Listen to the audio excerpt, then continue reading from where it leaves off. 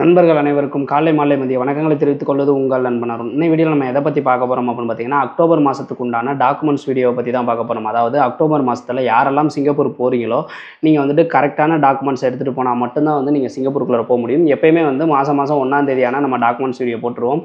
எனக்கு கொஞ்சம் உடம்பு சரியில்லை, அதனால் வந்து இந்த மாதம் வந்து 5ஆம் தேதி ஆயிடுச்சு நம்ம வீடியோ போடுறதுக்கு. ஸோ இந்த மாதத்தில் நீங்கள் வந்து போனாலும் சரி, இல்லை உங்கள் ரிலேட்டிவ் யாராவது வந்து சிங்கப்பூர் போகிறாங்க அப்படின்னா தயவுசெய்து வந்துட்டு இந்த வீடியோ வந்து அவங்களுக்கு ஷேர் பண்ணி விடுங்க. ஷேர் பண்ணி விட்டு இதில் நான் சொல்கிற டாக்குமெண்ட்ஸ் எல்லாத்தையுமே ப்ராப்பராக எடுத்துகிட்டு போயிட்டாங்கன்னா மட்டும்தான் எந்த ப்ராப்ளமும் இல்லாமல் நல்லபடியாக அவங்க வந்து சிங்கப்பூருக்குள்ளே என்ட்ரி ஆக முடியும். ஏதாவது டாக்குமெண்ட் மிஸ் பண்ணிட்டாங்க அப்படிங்கிற பட்சத்தில் அங்கேருந்து திருப்பி அவங்கள வந்து அனுப்புறதுக்கான வாய்ப்புகள் ரொம்ப அதிகமாக இருக்குது. அதாவது டீபோர்ட் பண்ணி விட்ருவாங்க. அப்படி திருப்பி அனுப்பிட்டாங்க அப்படின்னா திருப்பி சிங்கப்பூருக்குள்ளே போகிறதுக்கு 14A ஃபார்ம்லாம் சப்மிட் பண்ணணும், நிறையா பிரச்சனையாகும். அதே மாதிரி கம்பெனி வந்து ஒருத்தங்களை எடுக்கிறாங்கன்னா நிறையா செலவு பண்ணி தான் எடுப்பாங்க. அப்படி இருக்கிறப்போ ஒரு சில கம்பெனிக்கு வந்து டாக்குமெண்ட்ஸ் என்னென்ன வேணும் அப்படிங்கிறது தெளிவாக தெரியும், அவங்க வந்து உங்களுக்கு அனுப்பிடுவாங்க. ஒரு சில கம்பெனி புதுசாக ஒர்க்கரை ஹையர் பண்ணுறப்ப பார்த்தீங்க அப்படின்னா வந்து அவங்க டாக்குமெண்ட் ஏதாவது மிஸ் பண்ணுறதுக்கான வாய்ப்புகள் இருக்குது. அதனால் இந்த வீடியோவை பார்த்துட்டு இந்த டாக்குமெண்ட்ஸ்லாம் உங்கள் கம்பெனியை அனுப்பலைனாலும் நீங்கள் உங்கள் கம்பெனியில் கேட்டு அந்த டாக்குமெண்ட்டை வாங்கிட்டு அதை பிரிண்ட் அவுட் எடுத்துகிட்டு போனீங்க அப்படின்னா எந்த ப்ராப்ளமும் இல்லாமல் சிங்கப்பூர் போயிடலாம். ஓகேங்களா? ஸோ அக்டோபர் மாதத்துக்கு என்னென்ன டாக்குமெண்ட்ஸ் வேணும் அப்படிங்கிறத இந்த வீடியோவில் பார்த்துருவோம். நீங்கள் இந்த மாதத்தில் வந்து சிங்கப்பூர் போகிறீங்க அப்படின்னா இந்த வீடியோக்கு ஒரு லைக்கை போட்டு மறக்காமல் கமெண்ட் பண்ணிடுங்க. ஓகேங்களா? ஓகே. இ பாஸ் எஸ் பாஸுக்கு வந்துட்டு என்னென்ன டாக்குமெண்ட்ஸ் தேவைப்படுது அப்படின்னு பார்த்தீங்கன்னா ஐபி வந்து தேவைப்படும். அதுக்கப்புறமேட்டு இ பாஸுக்கு மட்டும்தான் ஆர்எம்ஐ தேவை, எஸ் பாஸுக்கெல்லாம் ஆர்எம்ஐ தேவைப்படாது. சப்போஸ் நீங்கள் ஆர்எம்ஐ எடுத்து வச்சுருக்கீங்க அப்படின்னா அதோட ஒரு ஜெராக்ஸ் காப்பியும் போட்டு வச்சுக்கோங்க. அடுத்தது வேக்சின் சர்டிஃபிகேட் வந்து சிங்கப்பூரில் கேட்குறாங்களான்னு கேட்டிங்கன்னா கிடையாது. ஆனால் அப்புறம் எதுக்காக வேக்சின் சர்டிஃபிகேட் அப்படின்னா இங்கே வந்து இந்தியாவில் வந்து ஒரு சில டைமில் ஒரு சில பேர்கிட்ட வேக்சின் சர்டிஃபிகேட் கேட்குறாங்க. எல்லார்ட்டையும் கேட்குறது கிடையாது, ஒரு சில பேர்கிட்ட கேட்குறாங்க. அப்படி இருக்கிறப்ப உங்கள்கிட்ட கேட்டு வேக்சின் சர்டிஃபிகேட் இல்லை அப்படின்னா உங்களை உள்ளே அலோவ் பண்ணலை அப்படின்னா உங்களால் சிங்கப்பூர் போக முடியாமல் போயிடும். அதனால் வேக்சின் சர்டிஃபிகேட் எடுத்து வச்சுங்க. அதில் 2 டோஸ் போட்டிருந்தீங்க அப்படின்னாவே ஓகே தான். ஓகேங்களா? அடுத்தது பார்த்திங்க அப்படின்னா ஒரிஜினல் பாஸ்போர்ட் கண்டிப்பாக உள்ளார நீங்கள் போயில வேணும். அடுத்தது டிக்கெட்டு, அடுத்தது எஸ்ஜி அரைவல் கார்டு. இ பாஸுக்கும் எஸ் பாஸுக்கும் கிட்டத்தட்ட சேம் தான். ஸோ எஸ்ஜி அரைவல் கார்டு கண்டிப்பாக நீங்கள் எடுத்துக்கணும். எஸ்ஜி அரைவல் கார்டு நீங்களே கூட ஆன்லைனில் போய் எடுக்கலாம். ஸோ எடுத்துக்கோங்க. அப்படி எடுக்காமல் நீங்கள் போகிறீங்க அப்படின்னா நீங்கள் அங்கே போய்ட்டு ஏர்போர்ட்டில் வெயிட் பண்ணி எடுத்துகிட்டு போகிற மாதிரி இருக்கும். முடிஞ்ச வரைக்கும் நீங்கள் இங்கே எடுத்துக்கிறது ரொம்ப ரொம்ப நல்லது. ஓகேங்களா? இ பாஸ் எஸ் பாஸுக்கு டாக்குமெண்ட் திருப்பி சொல்கிறேன். ஐபிஏ ஆர்எம்ஐ சர்டிஃபிகேட் இ பாஸுக்கு இருந்துச்சு அப்படின்னா எடுத்து வச்சுக்கோங்க. இல்லைனா ஒன்றும் பிரச்சனை இல்லை. Vaccine certificate, passport, ticket, SG arrival card இது இருந்தாலே நீங்கள் இ பாஸ் எஸ் பாஸில் நல்லபடியாக போயிட முடியும். ஓகேங்களா? உங்களுக்கு வந்துட்டு இப்போ நீங்கள் போகையில் பார்த்தீங்க அப்படின்னா ஐபியில் வந்து என்ன கம்பெனி நேம் போட்டிருக்கு, சேலரி என்ன சேலரி, அது எல்லாத்தையுமே தெளிவாக தெரிஞ்சுக்கோங்க. அதே மாதிரி உங்கள் பாஸுக்கிட்ட எங்கே தங்க போகிறீங்க அப்படின்னு தெரிஞ்சுக்கிட்டீங்க அப்படின்னா சப்போஸ் இமிக்ரேஷனில் கேட்குறாங்க அப்படிங்கிற பட்சத்தில் நீங்கள் சொல்கிறதுக்கு தயாராக இருக்கணும். கண்டிப்பாக வந்து நீங்கள் ரூம் ரிஜிஸ்ட்ரேஷன்லாம் தேவையான்னு கேட்டிங்கன்னா கிடையாது. ஆனால் நீங்கள் எங்கே தங்க போகிறீங்கிற அட்ரஸ் தெரிஞ்சுக்கிறது ரொம்ப நல்லது. ஓகேங்களா? அடுத்தது என்டிஎஸ் பர்மிட். இப்போ இ பாஸுக்கு எஸ் பாஸுக்கும் ஒரே டாக்குமெண்ட். ஆனால் என்டிஎஸ் பர்மிட்டுக்கு டாக்குமெண்ட் கொஞ்சம் மாறும். அது என்ன அப்படின்னு கேட்டிங்கன்னா என்டிஎஸ் பர்மிட்டுக்கு ஐபி வந்து கண்டிப்பாக வேணும். ஐபினா வேறு ஒன்றுமே கிடையாது, விசா தான் ஐபி அப்படின்னு சொல்லுவாங்க. ஸோ ஐபி வேணும். அடுத்தது பார்த்திங்க அப்படின்னா வந்துட்டு கண்டிப்பாக ஒரிஜினல் பாஸ்போர்ட் இருக்கணும், டிக்கெட் இருக்கணும், எஸ்ஜி அரைவல் கார்டு இருக்கணும். எக்ஸ்ட்ரா என்ன வேணும் அப்படின்னு கேட்டிங்கன்னா பாண்டு பேப்பர் அப்படிங்கிற மாதிரி சொல்லுவாங்க. ஸோ பாண்டு பேப்பர் கண்டிப்பாக வேணும். என்டிஎஸ் பர்மிட்டு கண்டிப்பாக பாண்டு பேப்பர் தேவைப்படும். பாண்டு பேப்பர் இல்லாமல் உங்களால் கண்டிப்பாக சிங்கப்பூருக்குள்ளே என்ட்ரி ஆக முடியாது.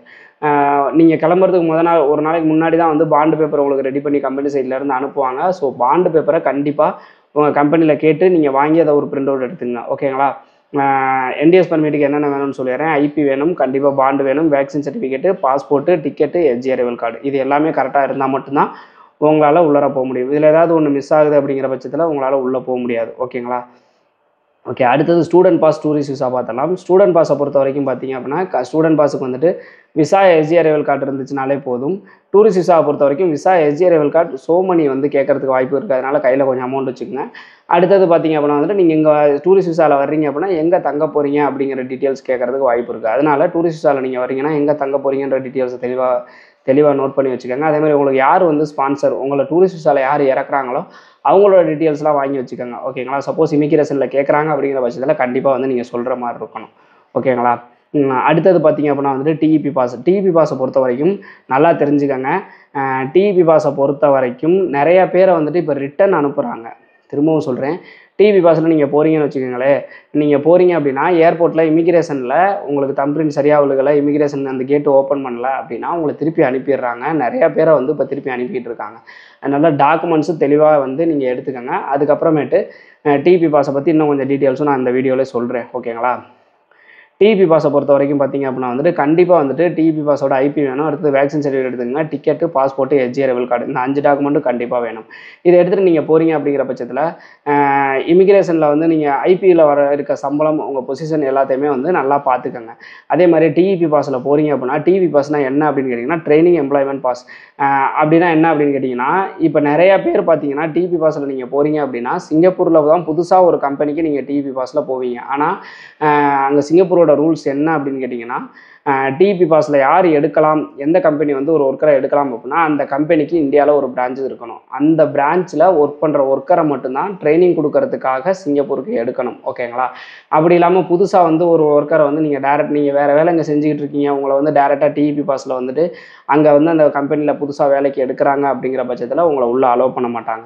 நீங்கள் எந்த கம்பெனியில் அங்கே போகிறீங்களோ அந்த கம்பெனியோட பாஸுக்கு இந்தியாவில் ஒரு பிரான்ச் இருக்கணும், அந்த பிரான்ச்சில் தான் நீங்கள் வேலை பார்க்கணும். மோஸ்ட்லி அந்த மாதிரி ஒரு பிரான்ச்சில் நீங்கள் வேலை செய்கிறீங்க அப்படிங்கிற பட்சத்தில் உங்களுக்கு ப்ரொமோஷன் கொடுக்கறதுக்கோ இல்லை உங்களுக்கு ட்ரைனிங் கொடுக்கறதுக்கோ தான் சிங்கப்பூர் கம்பெனிக்கு அந்த பாஸ் வந்து உங்களை எடுக்க முடியும். அப்படி இல்லாமல் அவர் எடுக்கிறாரு உங்களை அப்படின்னா அது வந்து இல்லீகல் தான், உங்களை திருப்பி அனுப்புறதுக்கான வாய்ப்புகள் ரொம்ப அதிகமாக இருக்குது. அதனால் டிஇபி பாஸில் நீங்கள் போகிறீங்க அப்படிங்கிற பட்சத்தில் உங்கள் ஏஜென்ட்டுக்கிட்டேயோ இல்லை உங்கள் பாஸுக்கிட்டேயோ இதான் ரூல்ஸா அப்படின்னா இங்கே வந்து நீங்கள் அங்கே போய் இமிகிரேஷனில் என்ன சப்போஸ் உங்களை பிடிக்கிறாங்க, கொஸ்டின் கேட்குறாங்கன்னா என்ன சொல்லணும் அப்படிங்கிறத தெளிவாக அவங்கள்ட்ட கேட்டுக்கோங்க.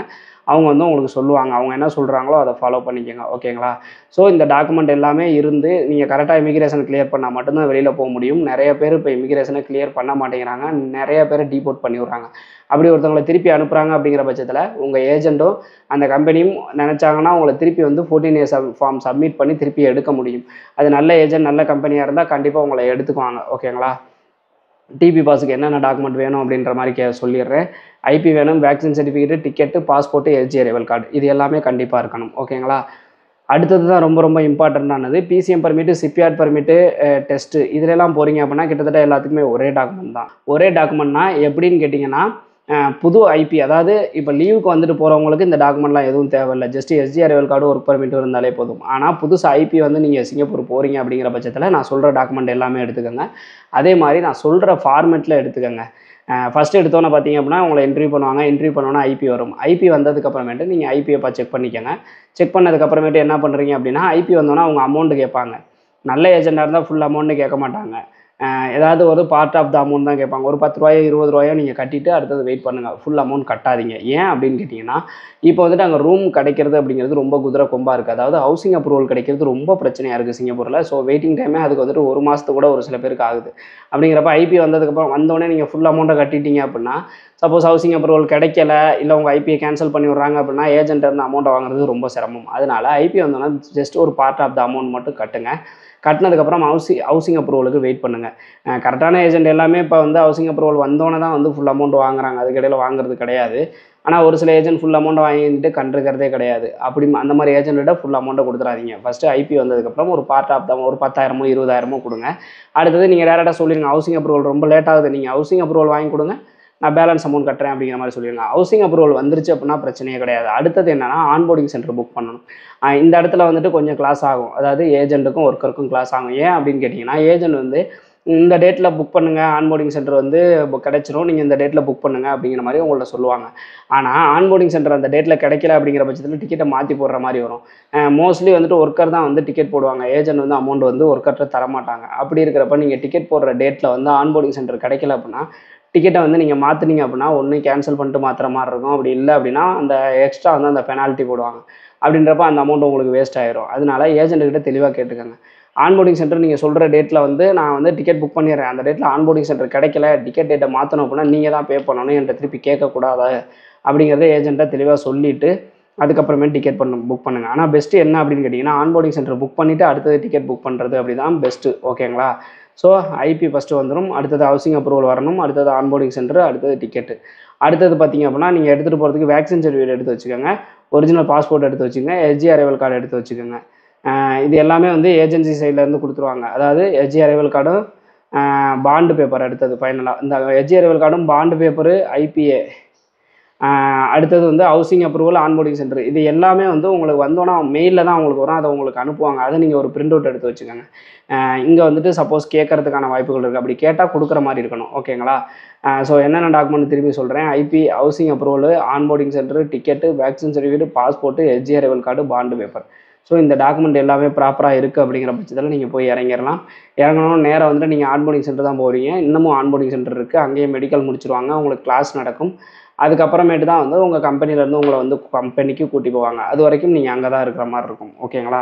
ஸோ இது எல்லாத்தையுமே வந்து இந்த டாக்குமெண்ட்ஸ்லாம் தெளிவாக நீங்கள் எடுத்துக்கிட்டீங்க அப்படின்றப்ப எந்த பிரச்சனையுமே உங்களுக்கு வராது. ஓகேங்களா? அதே மாதிரி பார்த்தீங்க அப்படின்னா வந்துட்டு லீவில் வர்றவங்களுக்கு இந்த டாக்குமெண்ட் எதுவுமே தேவையில்ல. அவங்களோட ஒர்க் பர்மிட் இருக்கும். உங்களோட எஸ்ஜிஆர் வெல்கார்டு மட்டும் நீங்கள் புகையில எடுத்துக்கிட்டிங்கன்னா முடிஞ்சு போச்சு.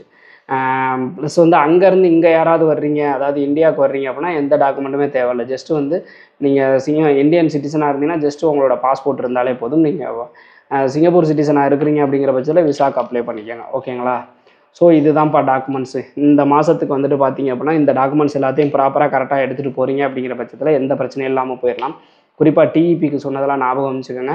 இந்த மாதிரி யாராவது இந்த மாதத்தில் நான் சொன்னேன் மோஸ்ட்லி சிங்கப்பூரில் இந்த பாஸில் தான் எல்லாருமே போவாங்க. ஸோ யாராவது போகிறாங்க அப்படின்னா அவங்க எந்த பாஸில் போகிறாங்க, உங்கள் நேமையும் வந்து கமெண்ட் செக்ஷனில் சொல்லுங்கள். இந்த வீடியோ உங்களுக்கு யூஸ்ஃபுல்லாக இருந்துச்சு அப்படிங்கிறதையும் கமெண்ட் செக்ஷனில் சொல்லுங்கள். மீண்டும் ஒரு வீடியோவில் சந்திக்கும் வரை உங்களிடமிருந்து விடைபெறுவது உங்கள் நண்பன் அருண். பாய்.